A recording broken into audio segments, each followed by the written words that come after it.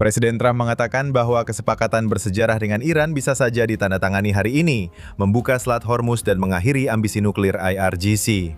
Namun dengan Teheran yang sudah meragukan pengumuman tersebut, apakah kesepakatan itu benar-benar akan terjadi? Dan jika terjadi, apa sebenarnya isi dari kesepakatan itu? Kami akan mengupas semua yang kami ketahui. Dan inilah yang masih menjadi misteri di Jerusalem Minute hari ini. Selamat datang di Jerusalem Minute di JNS TV.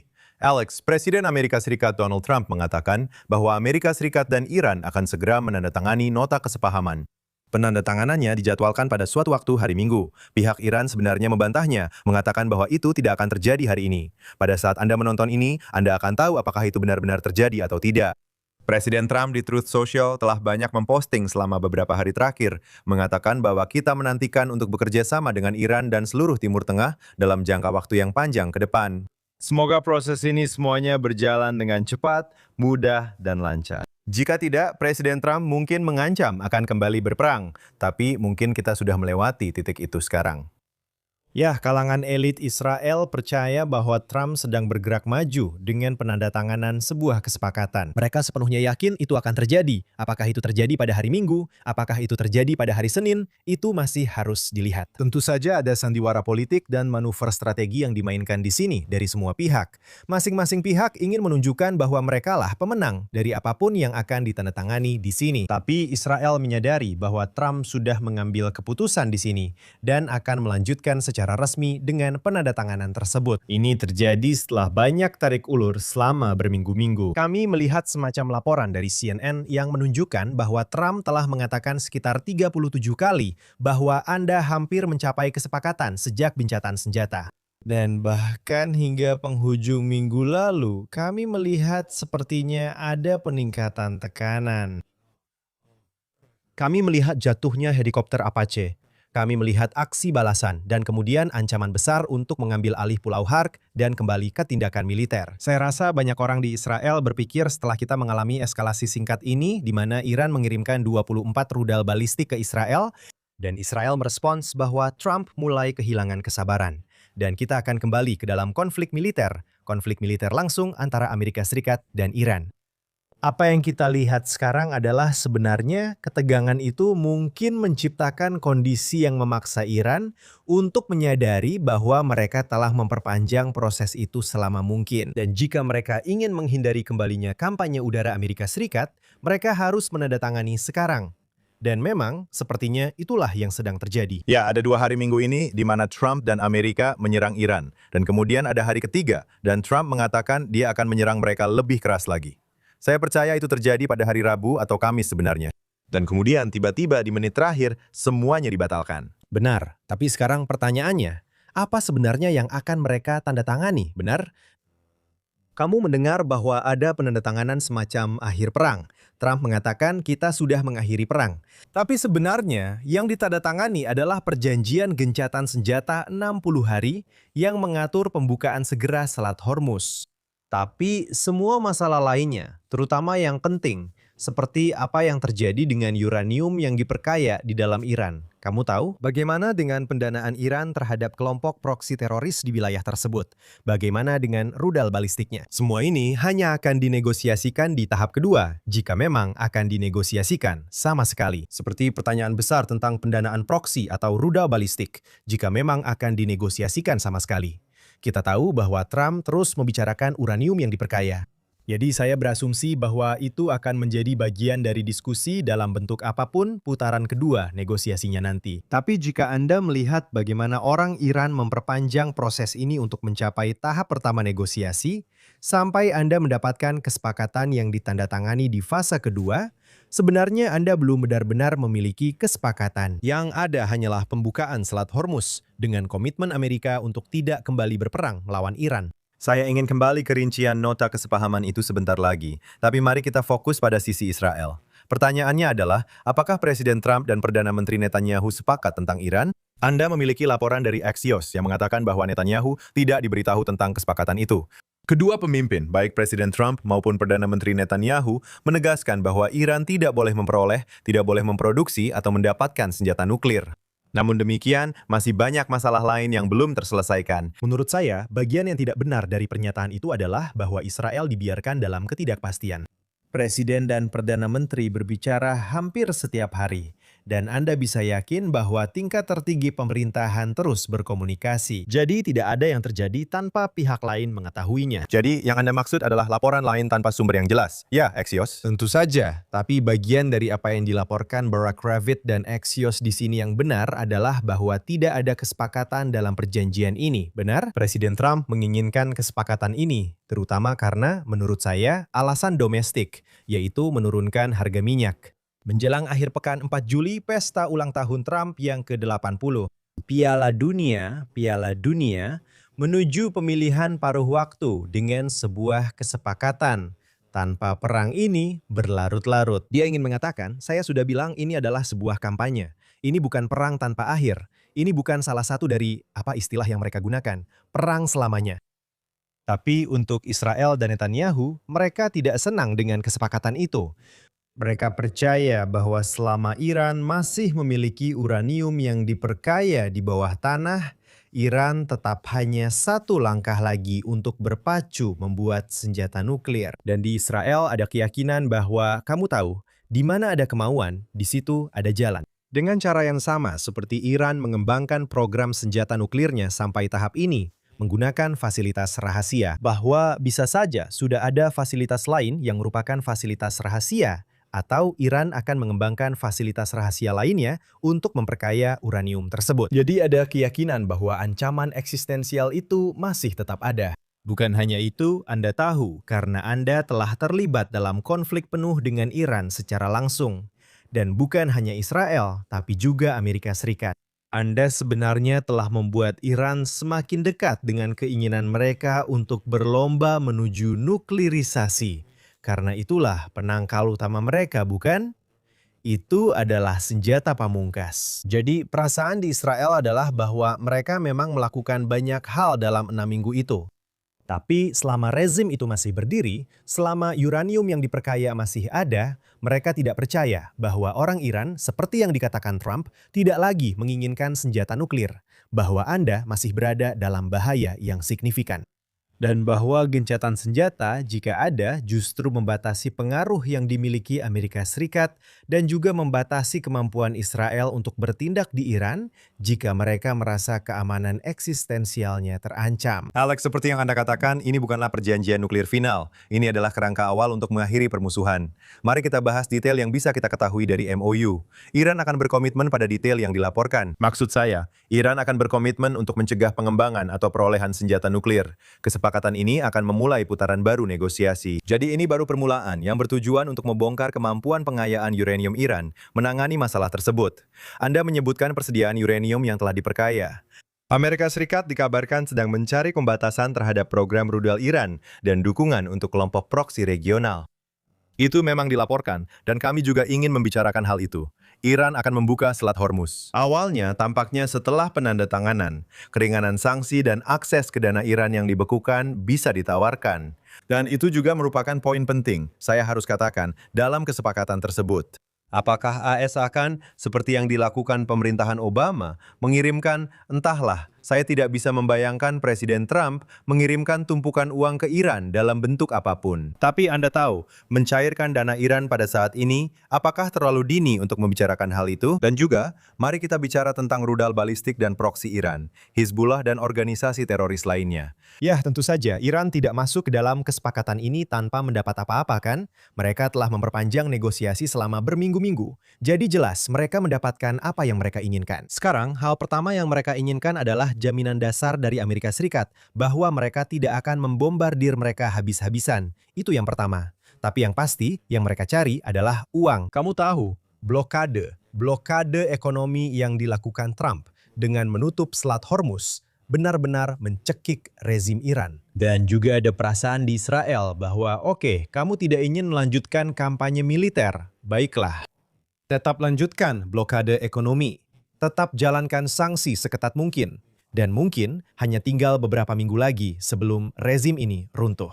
Banyak orang membicarakan bagaimana ekonomi Iran benar-benar sudah di ujung tanduk, dan jika ekonominya benar-benar runtuh, maka itu bisa saja menandakan kembalinya gerakan protes dan kemungkinan terjadinya pergantian rezim, yang jelas merupakan tujuan Israel. Karena perasaan di Israel adalah jika terjadi pergantian rezim yang sesungguhnya, maka mereka akan bekerja sama dengan para pemimpin yang ketika mereka mengatakan Iran tidak menginginkan senjata nuklir, Israel bisa mempercayai mereka. Karena itu adalah rezim yang berbeda, rezim yang ingin kembali ke komunitas internasional.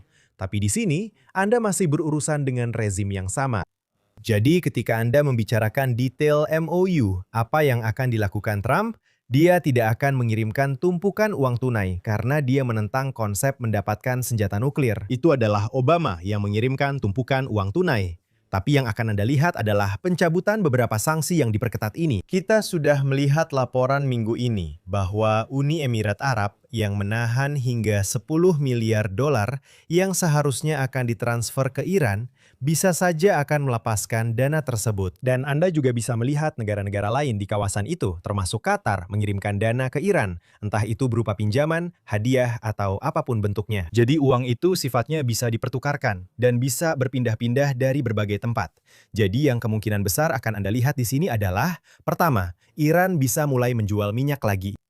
Jadi itu adalah masuknya modal dan sumber daya yang besar yang bisa dimanfaatkan Iran, yang sebelumnya tidak benar-benar bisa mereka manfaatkan selama masa perang yang berkepanjangan ini, sampai akhirnya tercapai negosiasi ini. Yang kedua adalah dana dari tempat lain kemungkinan besar juga akan masuk, akan mengalir ke Iran. Tapi yang sedang dibicarakan di sini adalah masuknya dana miliaran dolar secara besar-besaran ke rezim tersebut.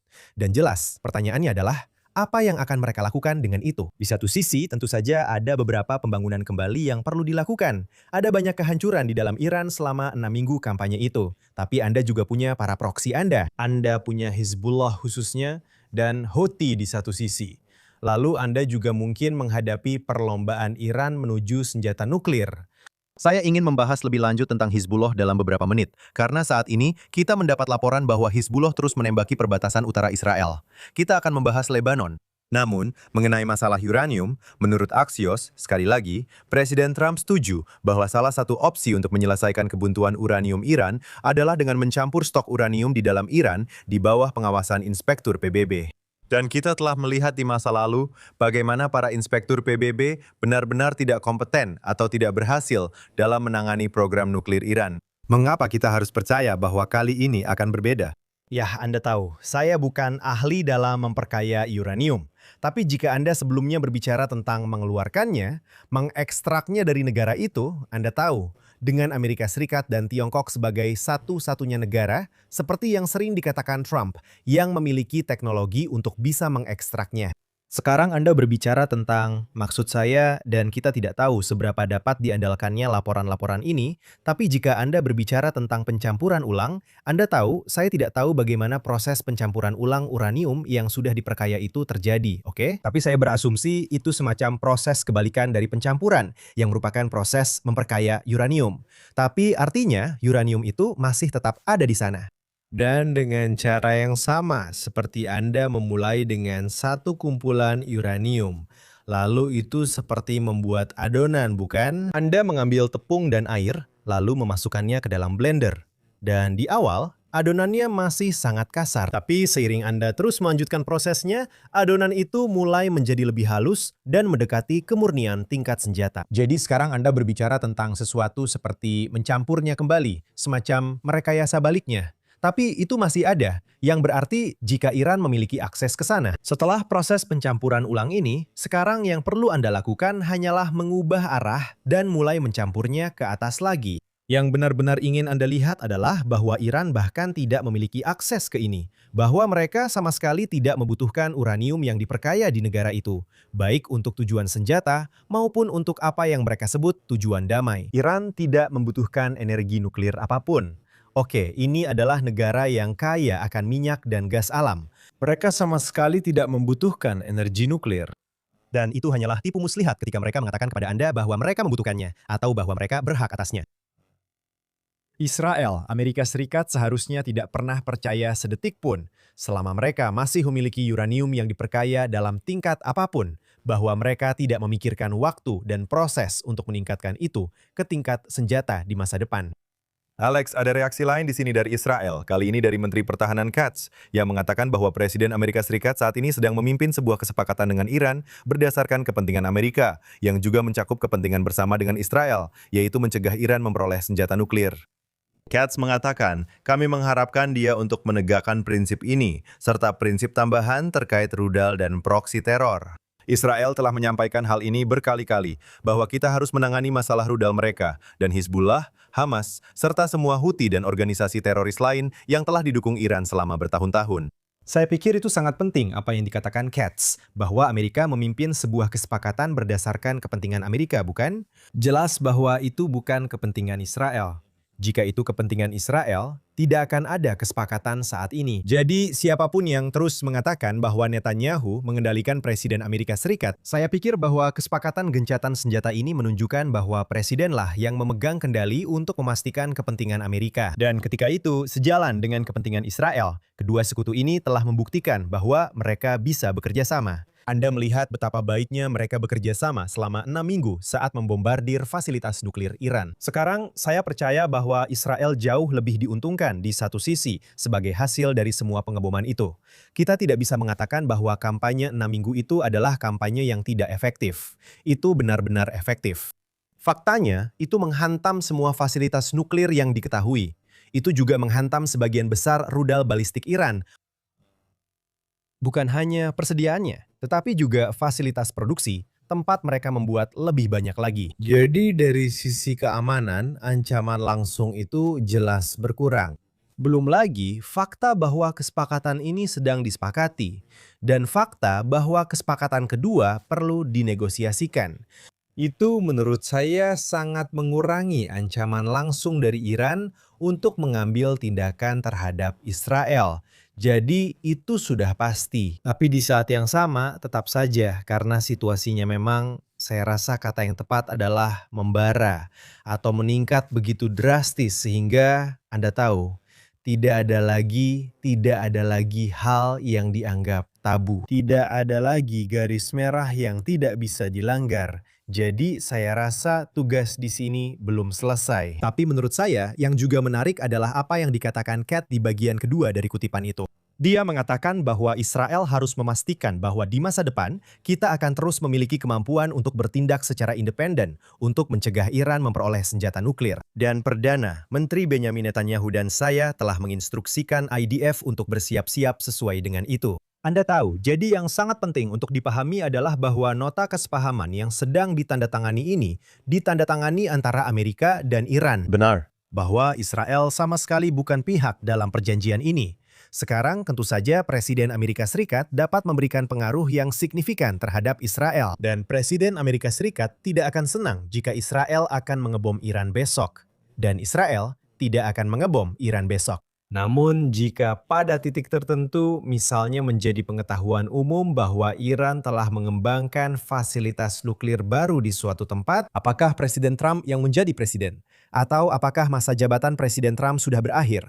Israel bukan pihak dalam perjanjian ini. Dan kita telah melihatnya berulang kali bahwa Israel bersedia bertindak demi kepentingan strategisnya sendiri. Dan saya tentu berharap bahwa jika Israel merasa Iran mengambil langkah-langkah yang memengaruhi keamanan eksistensial negara Israel, Perdana Menteri tidak akan takut untuk bertindak. Berbicara kepada Perdana Menteri, Anda tahu, jika ini bukan masa perang, kita mungkin akan lebih banyak membicarakan pemilihan Knesset Israel yang masih dijadwalkan pada bulan Oktober, jika tidak lebih cepat. Dan pertanyaannya adalah, bagaimana situasi dengan kesepakatan yang akan ditandatangani? Nota kesepahaman itu akan memengaruhi Perdana Menteri Netanyahu di dalam negeri. Kita punya Yair Lapid tentu saja dari pihak oposisi yang mengkritik Perdana Menteri akhir pekan lalu.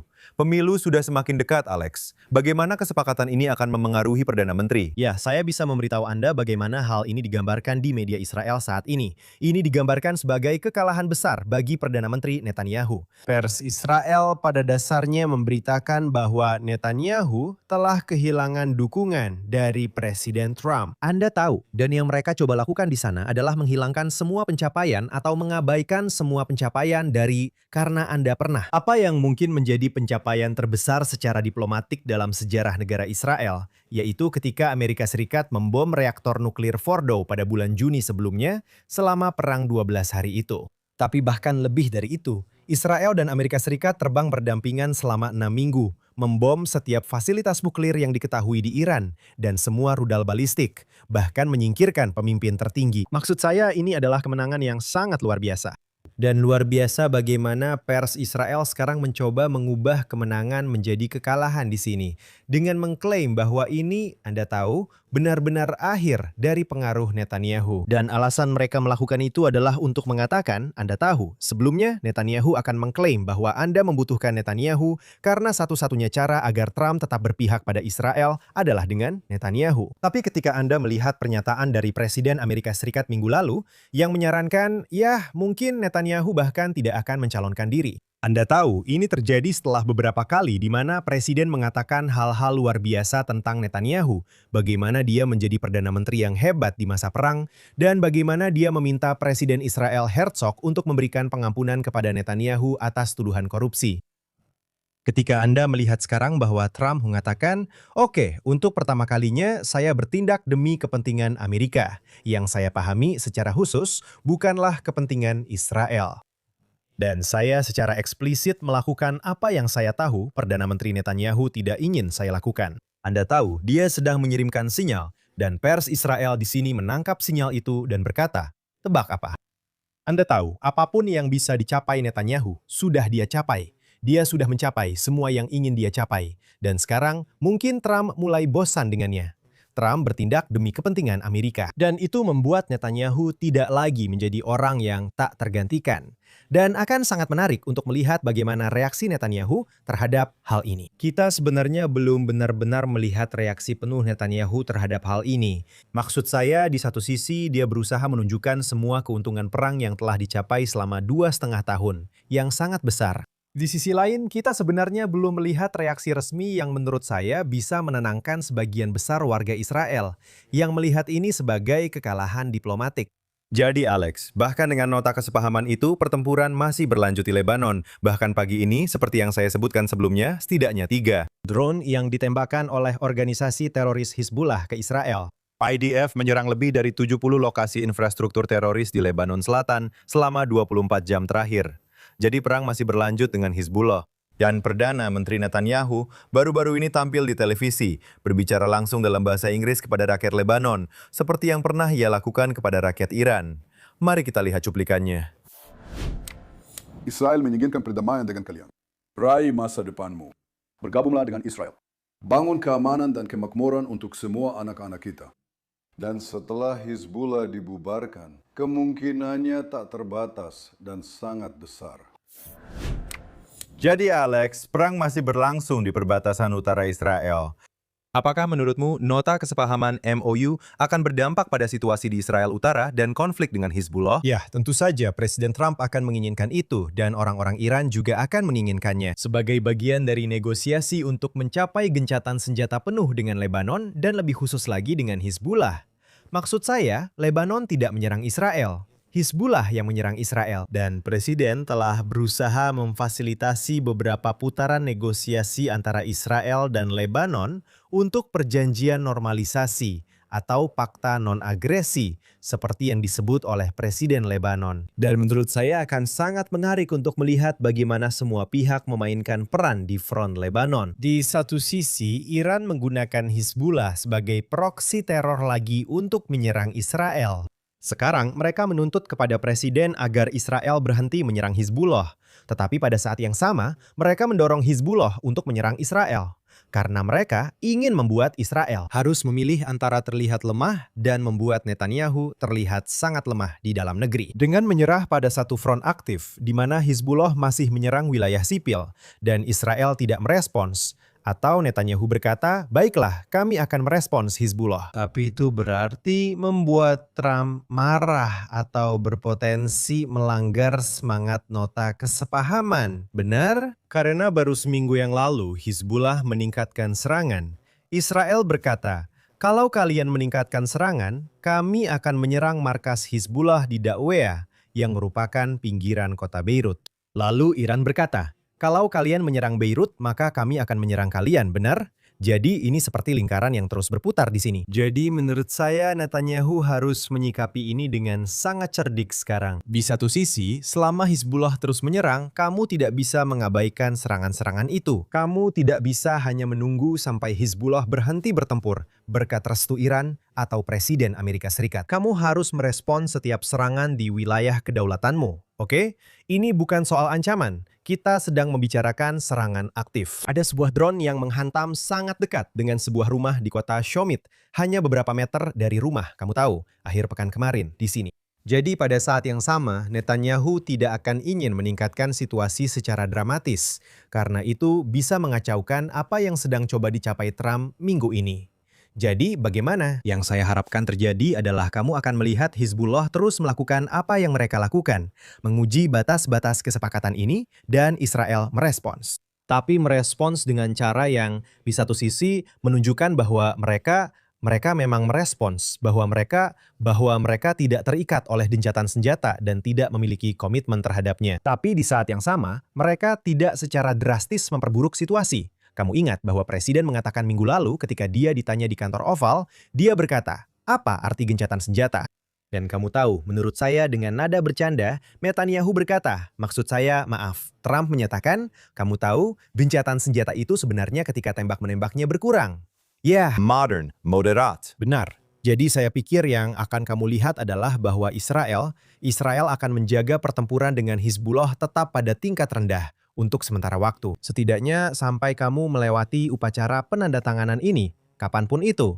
Jika itu terjadi minggu depan, lalu melihat apa yang dilakukan Hizbullah. Jika Hizbullah, kamu tahu, sedikit menurunkan intensitas dan memungkinkan Israel juga menurunkan serangannya, kamu mungkin akan melihat semacam jalan keluar yang lebih tenang dari konflik ini.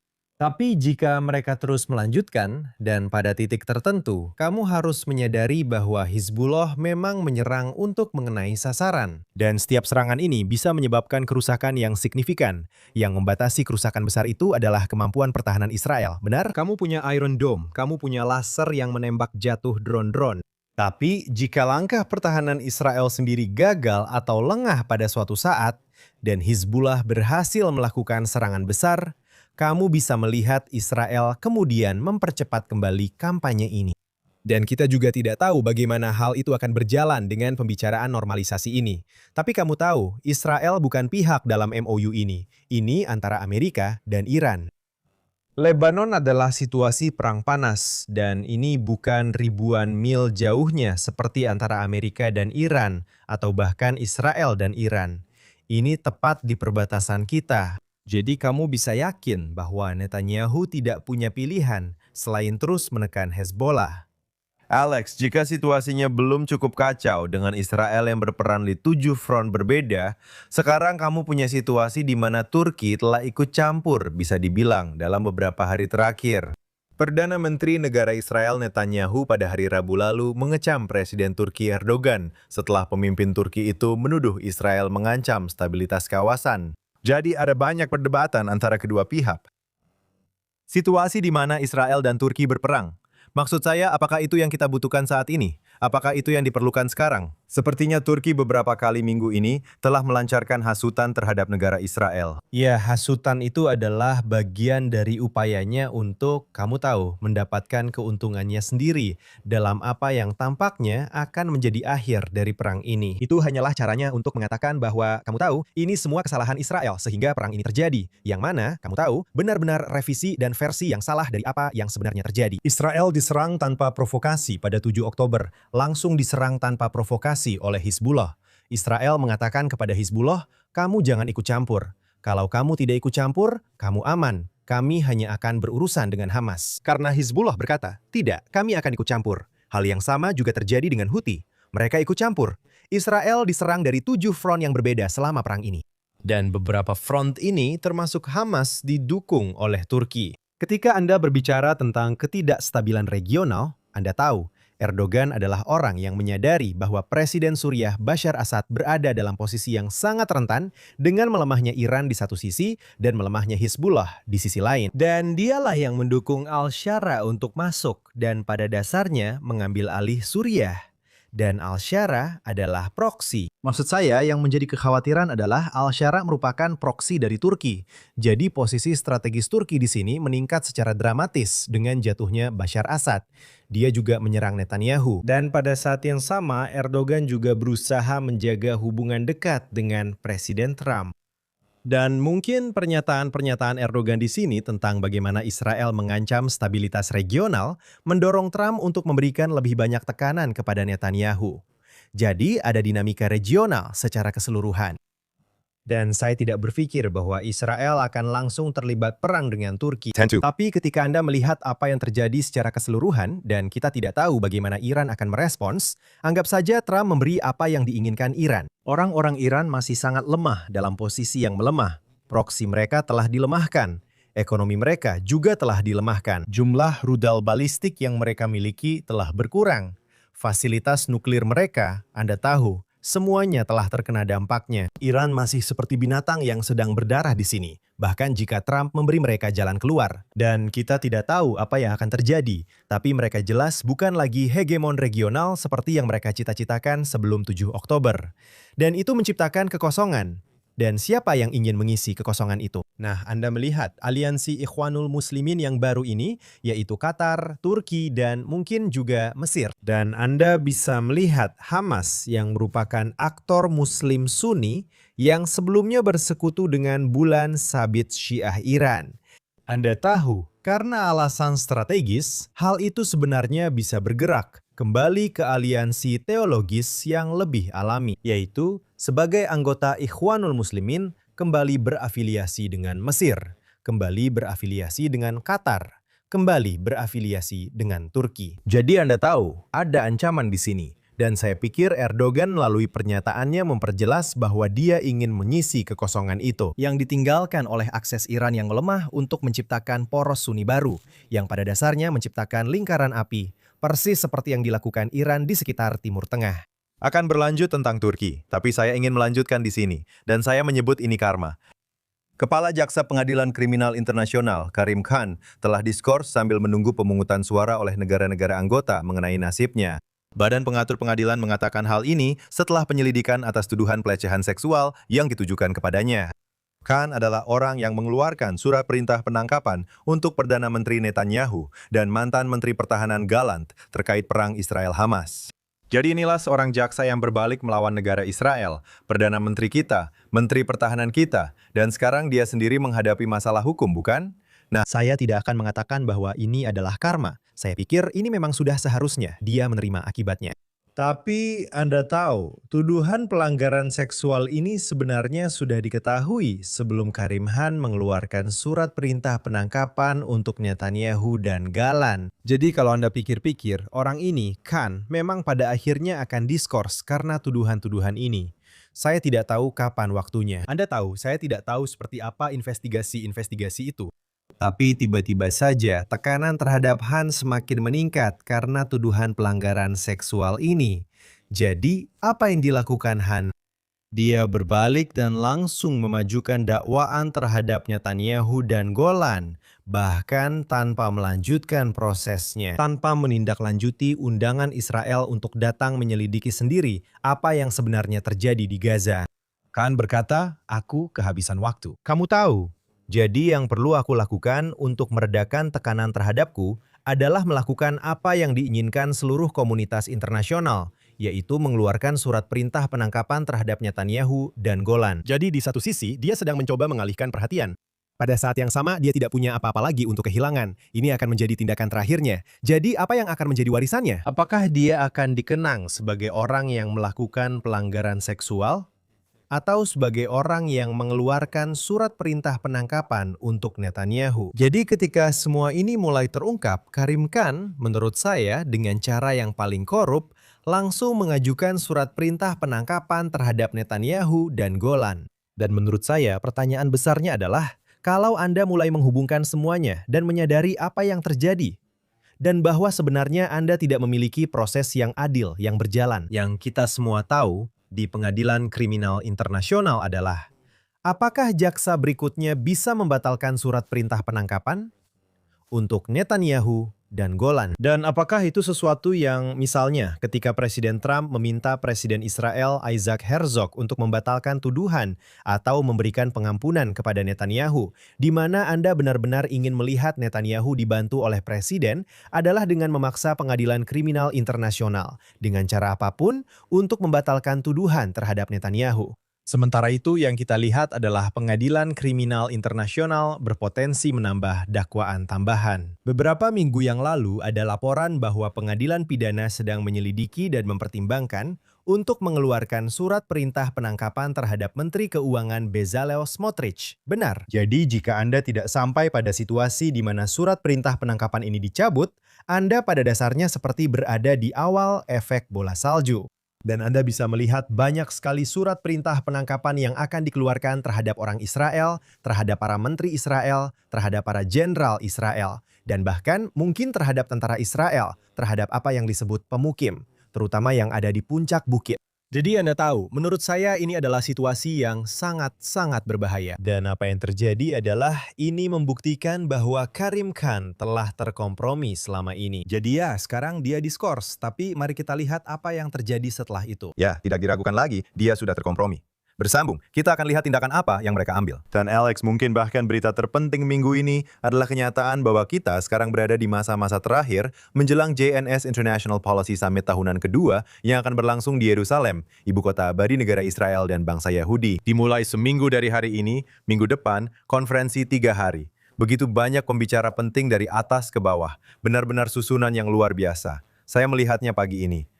Apa yang sedang terjadi? Kita tinggal kurang dari seminggu lagi. Ya, saya akan bilang bahkan beberapa hari yang lalu, kami bahkan belum yakin apakah situasi keamanan akan memungkinkan kami untuk mengadakan konferensi. Ingat, kami sudah bilang sebelumnya di acara ini, Iran minggu lalu telah menembakkan 24 rudal balistik. Ya.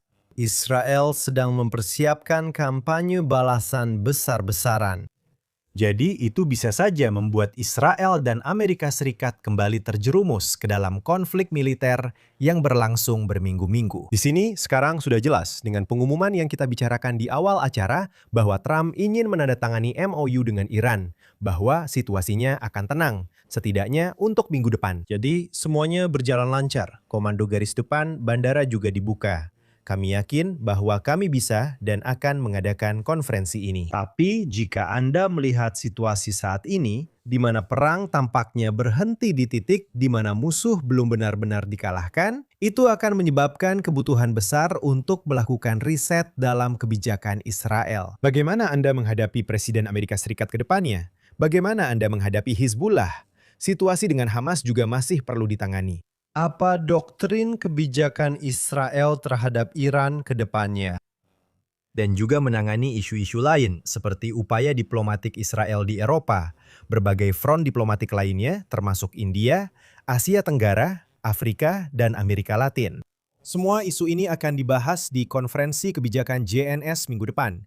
Kami memiliki 200 pembicara seperti yang Anda sebutkan. Perdana Menteri telah diundang dan kami berharap beliau akan berpartisipasi. Menteri Luar Negeri Gideon Sa'ar akan hadir di sana. Beberapa menteri Israel lainnya, banyak diplomat termasuk Duta Besar Amerika Serikat Mike Huckabee diharapkan akan berbicara. Dan akan ada banyak influencer yang datang juga. Mark Levin, pembawa acara Light, Liberty, and Levin, akan menjadi pembicara utama penutup di konferensi tersebut.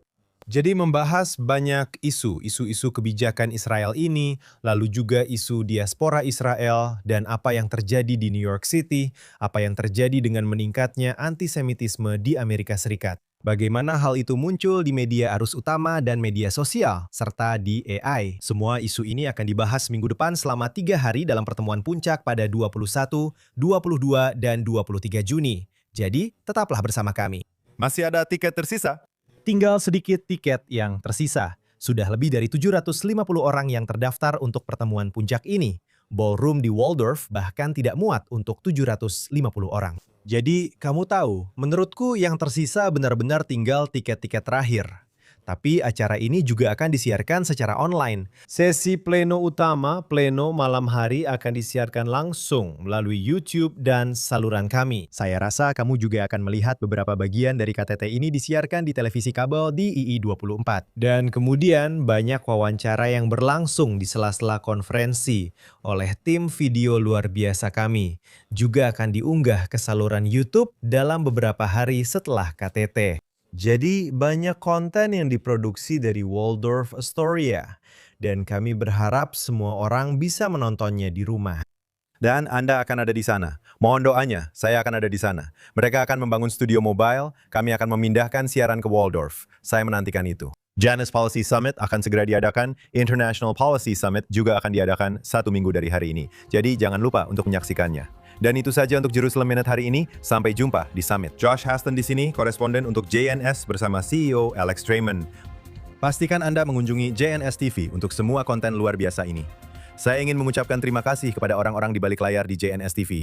Beri kami super thanks, berlangganan, dan kunjungi jns.org untuk semua berita terbaru dari Israel, Timur Tengah, dan seluruh dunia Yahudi. Kami akan bertemu Anda di puncak. Semoga minggu Anda menyenangkan semuanya. Dan kami akan bertemu Anda minggu depan di Jerusalem Minute hanya di JNS TV.